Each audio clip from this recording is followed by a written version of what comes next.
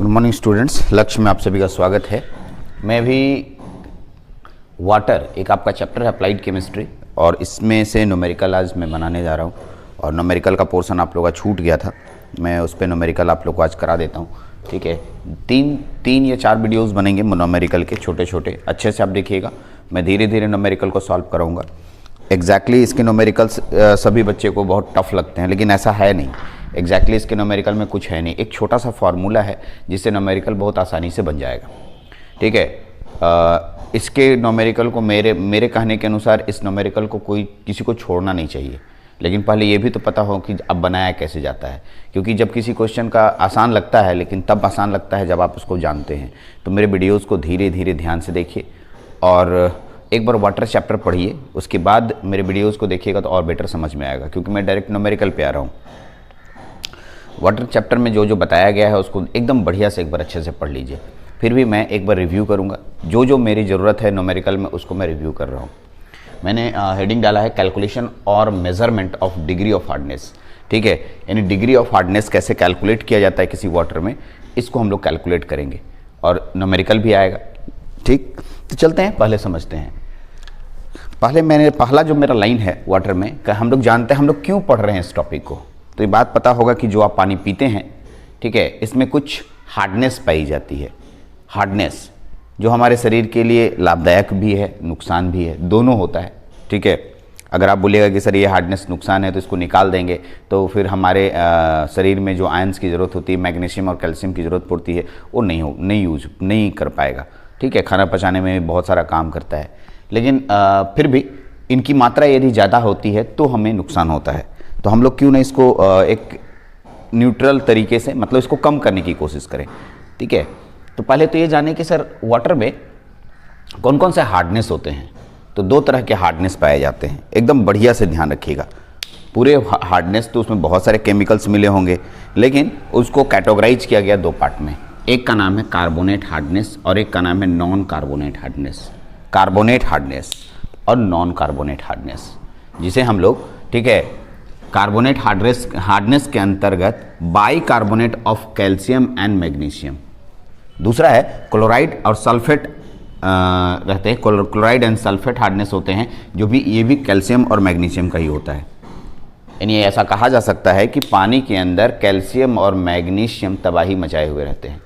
ठीक है, तबाही का मतलब भाई इसका राज है। ठीक है, जैसे किसी पर्टिकुलर जगह पर किसी एक आदमी का राज होता है ना, वैसे ही कैल्शियम और मैग्नीशियम का ही राज होता है पानी के अंदर। वो अपनी मात्रा बढ़ा देता है तो तुम बोलते हो कि सर इसमें हार्डनेस बढ़ गया। इसकी मात्रा थोड़ी कम हो जाती है तो बोलते हैं नहीं ये ठीक है। कैसे अपने इलाके को बोलते हो यहाँ पर हम लोग बहुत अच्छे से रहते हैं, इसका मतलब वहाँ सभी लोग रहते हैं। ऐसा नहीं कि वहाँ और लोग नहीं रहते हैं, दूसरे लोग भी रहते हैं, लेकिन सभी लोग अच्छे से रहते हैं। तो ये कैल्शियम और मैग्नीशियम ही पानी के अंदर सब कुछ मतलब प्रॉब्लम क्रिएट करता है और यही पानी को ठीक भी रखता है। यानी कि कैल्शियम और मैग्नीशियम का अगर हम क्लोराइड और सल्फेट लेंगे तो उसे कहेंगे नॉन कार्बोनेट, क्योंकि कार्बोनेट नहीं है। क्लोराइड हो गया और सल्फेट हो गया तो नॉन कार्बोनेट ही होगा।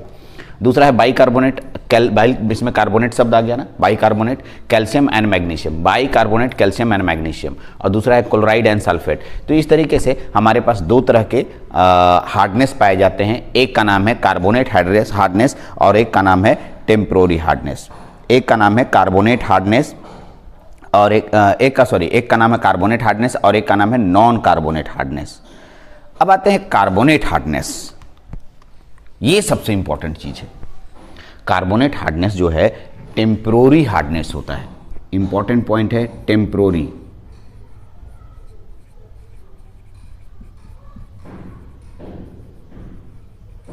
लिख लीजिएगा, कार्बोनेट हार्डनेस को टेम्पोररी हार्डनेस कहा जाता है। ठीक है, कार्बोनेट हार्डनेस को टेम्पोररी हार्डनेस कहा जाता है और नॉन कार्बोनेट हार्डनेस को परमानेंट हार्डनेस भी कहते हैं।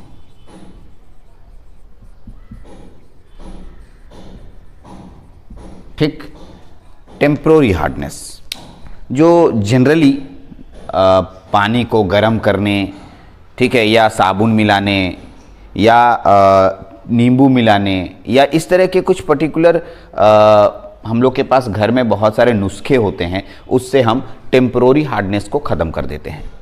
ठीक है, ऐसे आपको इन सब चीज़ें सब्जेक्ट्स में बताई गई हैं, मैं सिर्फ याद दिला रहा हूँ ताकि हम जब हम कैलकुलेशन करने लगें तो इन सब नामों का इस्तेमाल करेंगे और इन सब नामों को समझेंगे, ठीक है। क्योंकि मैं जब न्यूमेरिकल बनाऊंगा तो मैं दो ही नाम लेने वाला हूँ, एक कार्बोनेट और एक नॉन कार्बोनेट, ठीक है। तो वहाँ पर इन दोनों नामों को अच्छे से समझना है कि कार्बोनेट और नॉन कार्बोनेट हार्डनेस होता क्या है, ठीक है। कार्बोनेट हार्डनेस को टेम्प्रोरी हार्डनेस कहते हैं और इसे हम ठीक है generally boiling of water, lime हमने नींबू मिलाकर या फिर बहुत सारे ऐसे घरेलू नुस्खे होते हैं साबुन मिला के, ये बहुत सारे नुस्खे से हम कार्बोनेट हार्डनेस को यानी कि by carbonate of calcium and magnesium को रिमूव कर सकते हैं। लेकिन हमारे पास एक और है sir, chloride and sulphate salt of calcium and magnesium, इसको हम लोग सिंपल तरीके से नहीं हटा सकते हैं। हम लोग चाहेंगे कि इसको साधारण तरीके से गर्म करके हटा दें, नहीं हटता है, ये रह ही जाएगा। तो इसके लिए हम लोगों को कुछ स्पेशल एक्सपेरिमेंट्स करने पड़ते हैं, ठीक है।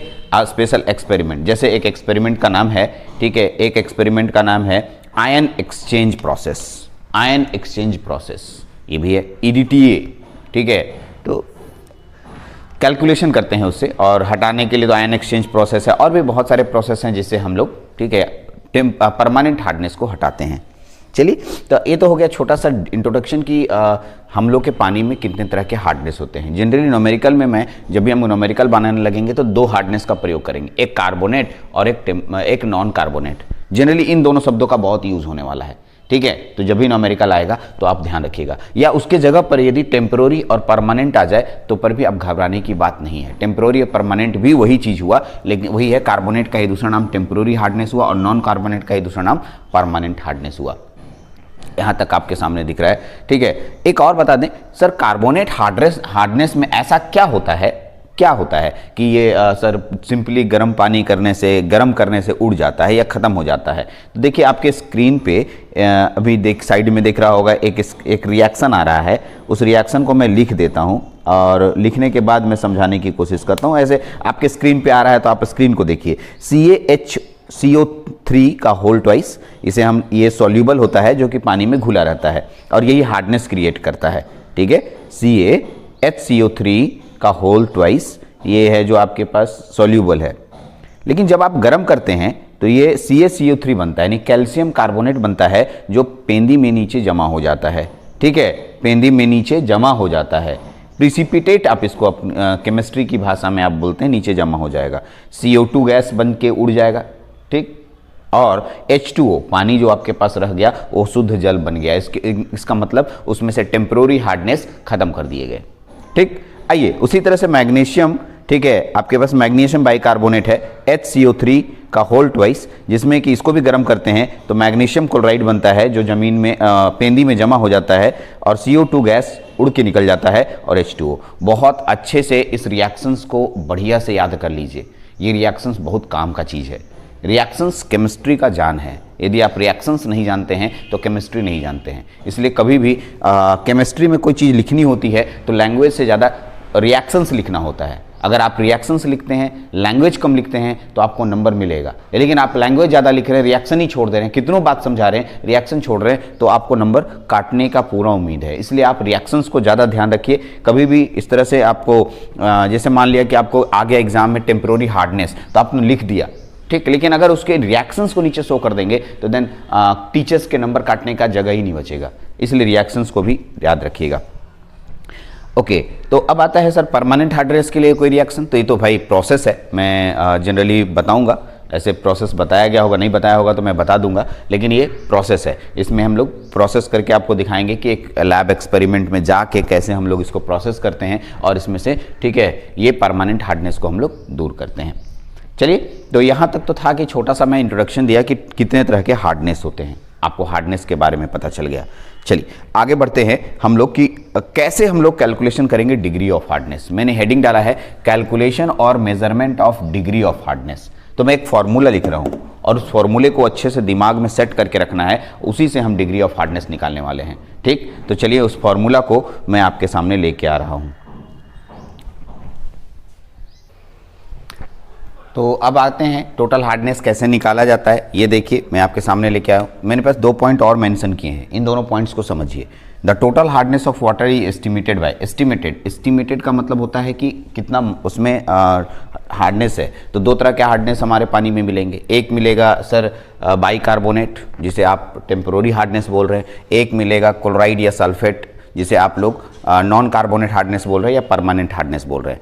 ठीक है, फिलहाल दोनों की वैल्यू को एस्टिमेट करना है। एस्टिमेट का मतलब होता है कितना मान है, अरे कार्बोनेट कितना है और नॉन कार्बोनेट हार्डनेस कितना है, हमें यहाँ एस्टिमेट करना है। एस्टिमेट हमें पता रहेगा तब तो उस अनुसार से आप केमिकल मिला के उसको हटाइएगा, पता ही नहीं रहेगा तो फिर कैसे हटाइएगा, इसलिए पहले एस्टिमेट करना है। और एस्टिमेट करने के 3 मेथड्स मैंने बताए हैं। एक है titrating the measured volume of water, titration method से आप कर सकते हैं। दूसरा है soap, standard soap solution method से कर सकते हैं। और तीसरा है ईडीटीए। ईडीटीए का फुल फॉर्म याद कीजिएगा, ये ऑब्जेक्टिव क्वेश्चन में आएगा। ईडीटीए का फुल फॉर्म एकदम आएगा ऑब्जेक्टिव क्वेश्चन में, ethylene diamine tetra acetic acid. ठीक है, एकदम अच्छे से याद रखिएगा, ईडीटीए अच्छे से याद रखिएगा, इथिलीन, ठीक है, डाइएमाइन टेट्रा एसेटिक एसिड। इसलिए बहुत सारे स्टूडेंट को ईडीटीए बोलते हैं तो समझ में ही नहीं आता कि ईडीटीए का क्या है। अगर आप इसके फॉर्मूला को भी जाएंगे तो आप लिख सकते हैं। ओके, अब जो हम बताने जा रहे हैं, यहां तक तो जो बातें मैं बताया था ये सब चीजें आप अपने लेक्चर्स में पीछे देख चुके होंगे। ठीक है, जो मेन वाटर का लेक्चर पढ़े होंगे। अब आते हैं, अब जो मेन है यहां से न्यूमेरिकल की बातें शुरू होती है। अच्छे से सुनिएगा। कहता है जो हम लोग के पास हार्डनेस निकाला जाता है, चाहे वो परमानेंट हार्डनेस हो या टेम्पोररी हार्डनेस हो, वो हमेशा, ठीक है, वो हमेशा in terms of equivalent amount of CO3 में निकाला जाता है। ठीक, इसको मैंने घेर दिया। आज के बाद कभी भी हम लोग हार्डनेस निकालेंगे वाटर का तो हमें in terms of equivalent amount of CaCO3 पे निकालेंगे। ठीक, क्या मैंने बोला कि जब भी हम लोग हार्डनेस ऑफ वाटर आज के बाद निकालेंगे तो हम लोग इन टर्म्स ऑफ मतलब CaCO3 के रूप में निकालेंगे। जैसे ही ऐसा शब्द बोलते हैं आपके दिमाग में तुरंत एक क्वेश्चन आता है, सर ऐसा क्यों, CaCO3 का क्या काम है यहां पर। ठीक है, CaCO3 क्यों आया, 2 कारण था CaCO3 का लेने का। पहला, यदि आप इसका इक्विवेलेंट वेट निकालेंगे, यानी मॉलिक्यूलर वेट निकालेंगे, मॉलिक्यूलर वेट, इसका मॉलिक्यूलर वेट 100 होता है, मॉलिक्यूलर वेट 100 होता है और 100 किसी कैलकुलेशन में आसानी से कैलकुलेशन करना आसान हो जाता है, इसलिए CaCO3 को लेना अच्छा लगा इन लोगों को। ठीक, पहला कारण समझ गए। CaCO3 का क्यों लेते हैं, क्योंकि इसका जो मॉलिक्यूलर वेट होता है 100 होता है और किसी भी मैथमेटिकल कैलकुलेशन में आसानी से कैलकुलेट हो जाता है। ये पहला कारण हुआ। दूसरा कारण, ठीक है, जो CaCO3 आपके पास आता है ये प्रिसिपिटेट आसानी से बना लेता है, बहुत आसानी से प्रिसिपिटेट बना लेता है और जमीन मतलब पेंदी में या जिस बर्तन में वो पानी है, ठीक है, उसके पेंदी में जमा हो जाता है, प्रिसिपिटेट। ठीक है, ओके, और नीचे जम जाता है। तो इसलिए CaCO3 का लेना इन लोगों को बेहतर लगा, इसलिए CaCO3 के रूप में हम लोग इसको कैलकुलेट करते हैं। लेकिन आप क्वेश्चन पूछ सकते हैं, क्या मैं अनदर रूप में निकाल सकता हूँ? एकदम निकाल सकते हैं। ठीक है, ये तो किसी साइंटिस्ट के द्वारा एक प्रोसेस बताया गया कि आप CaCO3 के टर्म्स में निकालो, आप किसी और के टर्म्स में निकाल सकते हैं। ठीक है, तो अभी फिलहाल CaCO3 के टर्म्स में ही हम लोग का पूरा लेक्चर चलेगा। मैं जितना भी न्यूमेरिकल बताऊंगा आगे, मैं CaCO3 के टर्म्स में बताऊंगा। यानी आज कसम खा लेना है, क्या कसम खाना है कि, ठीक है, कभी भी हम हार्डनेस ऑफ वाटर निकालेंगे तो in terms of equivalent amount of CaCO3 के टर्म में निकालेंगे। यानी किसके टर्म्स में निकालेंगे, इक्विवेलेंट अमाउंट ऑफ CaCO3। यानी आप CaCO3 का मॉलिक्यूलर वेट निकाल लीजिए। मॉलिक्यूलर वेट निकालना सबको आता है, अच्छे से आता है। मॉलिक्यूलर वेट अगर आपको नहीं आता है तो बाबू यहाँ पर बोलेंगे कि आप मॉलिक्यूलर वेट निकालने के, कैल्शियम का वेट निकालो, कार्बन का, ऑक्सीजन का, 3 ऑक्सीजन का निकालो, जोड़िएगा तो आपको अपने आप 100 दिखाई देगा। ठीक है, इसलिए इसका मॉलिक्यूलर वेट 100 होता है, इसी के रूप में हम लोग, ठीक है, निकालते हैं। अब आते हैं, इसका एक फॉर्मूला मैं दे रहा हूं। ठीक, इसका किसका फॉर्मूला दे रहा हूं, ठीक है, इक्विवेलेंट ऑफ CaCO3 का फॉर्मूला दे रहा हूं। जो भी है इसी को कहते हैं, ठीक है, estimated amount of hardness of water. यही है। ठीक है, यही है मेरा estimated amount of hardness of water. ध्यान से सुनिएगा, अगर हम in terms of equivalent amount of CaCO3 किसी का हार्डनेस, यानी हार्डनेस के रूप में हम लोग को हार्डनेस कैसे निकलेगा, यदि मैं इक्विवेलेंट अमाउंट उस हार्डनेस का इक्विवेलेंट CaCO3 के रूप में निकाल दें तो हम उसे हार्डनेस बोलेंगे। ठीक है, यानी अगर हमसे कोई पूछ दे कि हार्डनेस ऑफ एस्टिमेट करो, हार्डनेस ऑफ वाटर का को एस्टिमेट करो, तो मैं ये बोलूंगा कि बाबू उसको पहले तुम क्या करो, इक्विवेलेंट अमाउंट ऑफ CaCO3 के रूप में कन्वर्ट कर दो। कैसे कन्वर्ट करना हो मैं बताऊंगा, लेकिन पहले तो जान लो कि इसके रूप में कन्वर्ट करना है। ठीक, इसके रूप में कन्वर्ट कर देंगे तो वही मेरा टोटल एस्टिमेटेड वैल्यू हो जाएगा हार्डनेस का। ठीक, अब उसमें दो तरह के हार्डनेस होंगे, एक होगा टेम्परोरी और एक होगा परमानेंट। ठीक है, तो भाई कैसे निकाला जाता है ये, in terms of equivalent amount of CaCO3 कैसे निकाला जाता है। ठीक है, ठीक है, अब आते हैं, इसके लिए मैं फॉर्मूला दे रहा हूं। ठीक है, ये फॉर्मूला को एकदम आज रट जाइए और इससे न्यूमेरिकल बनेगा। पहला है फॉर्मूला लिखा हुआ है equivalent of CaCO3 is equal to, ठीक, पहला है मास ऑफ हार्डनेस,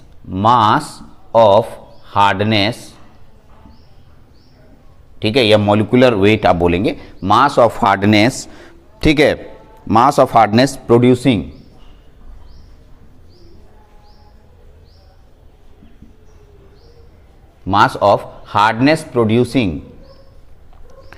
सब्सटेंस।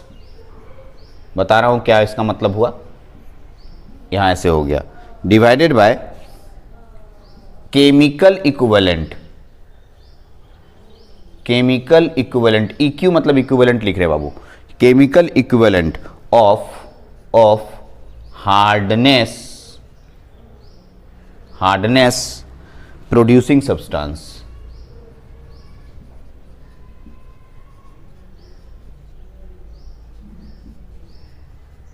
यहां मल्टीप्लाई केमिकल इक्विवेलेंट,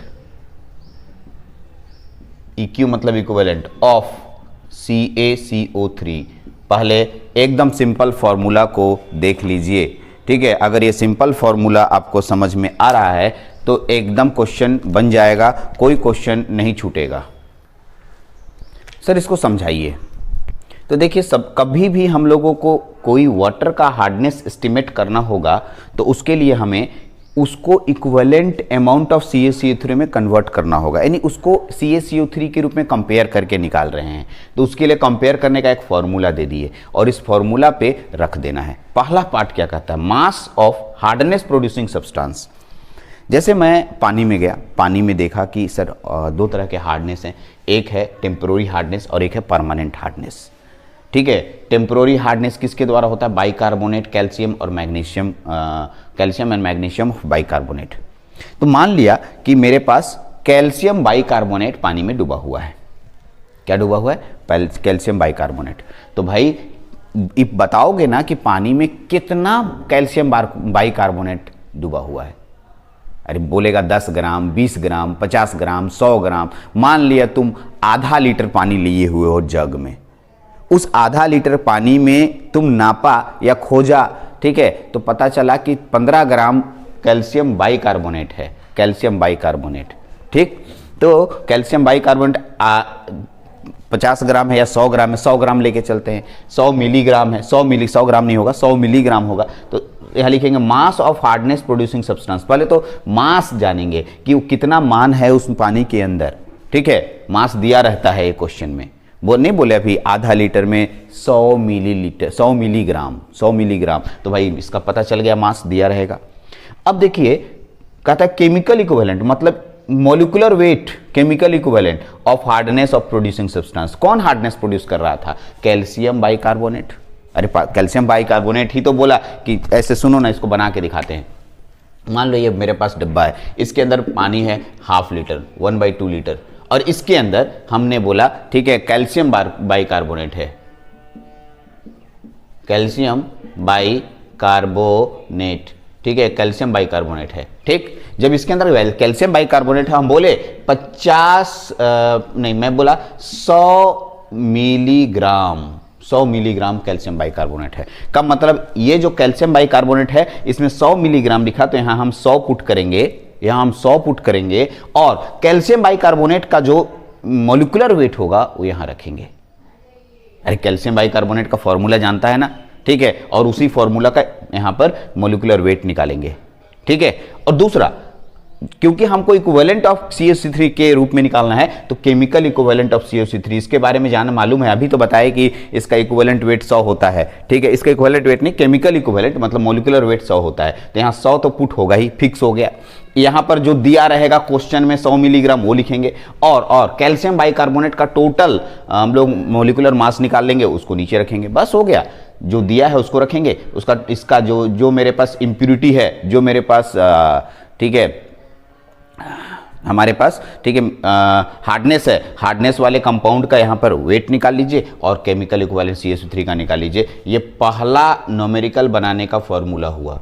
अभी न्यूमेरिकल और आएंगे, ये फर्स्ट फार्मूला हुआ, और इस फर्स्ट फार्मूले से न्यूमेरिकल हम लोग 2 न्यूमेरिकल या 3 रोमन न्यूमेरिकल बनाएंगे, जो कि सबसे आसान न्यूमेरिकल कहलाता है। इसी पे हम लोग अभी अगला, ठीक है, क्योंकि एक वीडियो 20 मिनट से ऊपर जा रहा है, ठीक है, उससे ऊपर नहीं जाएंगे, तो अगला जो वीडियो आएगा इसी न्यूमेरिकल पे सब कुछ बनेगा। यानी मैं आज आपको न्यूमेरिकल की दुनिया में एंटर कराने के लिए वाटर का जो न्यूमेरिकल है उसमें एंटर कराने के लिए प्रोसेस किया, तो आप इसको पहले समझिए, ठीक है, क्योंकि इसमें कहीं कोई दिक्कत होगी तो अगला जो मेरा वीडियो होगा उसमें आपको इसमें कैसे हार्डनेस निकालते हैं वो दिक्कत होगा। मैं इसी फॉर्मूले पे क्वेश्चन बनाऊंगा, तो इसको अच्छे से समझना है। दिक्कत होती है तो मेरा नंबर है, उस पर आप हमको कॉल करेंगे तो आपको बहुत अच्छे से और समझाऊंगा, ठीक है। जितना कोशिश हो सके मैंने कोशिश किया कि हाँ आपको यहाँ पर कैसे हार्डनेस निकालते हैं। चलिए इस लेक्चर में इतने रखते हैं। नेक्स्ट लेक्चर में हम लोग इक्विवेलेंट ऑफ CH3 यानी कि hardness of estimated value of hardness of water हम लोग यहाँ पर कैलकुलेट करेंगे। Thank you very much.